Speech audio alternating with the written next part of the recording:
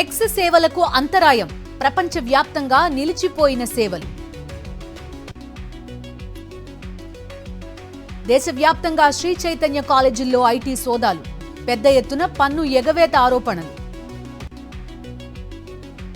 తెలంగాణలో group 1 mains ఫలితాల విడుదల, అభ్యర్థి లాగిన్లో ప్రొవిజనల్ మార్కులు చూసుకునే అవకాశం.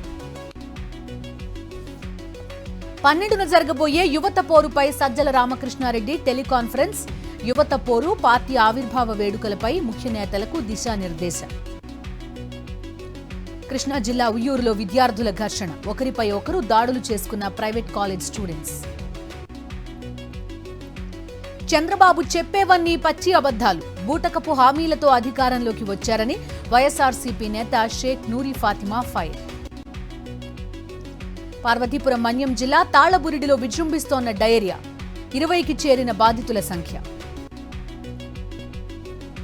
కొనసాగుతున్న ఎస్వి వెటర్నరీ యూనివర్సిటీ విద్యార్థుల నిరసన, స్కాలర్షిప్లు పెంచాలని డిమాండ్. పార్వతీపురం కలెక్టరేట్ ఎదుట మధ్యాహ్న భోజన పథకం కార్మికుల ధర్నా, వెంటనే విధుల్లోకి తీసుకోవాలని డిమాండ్.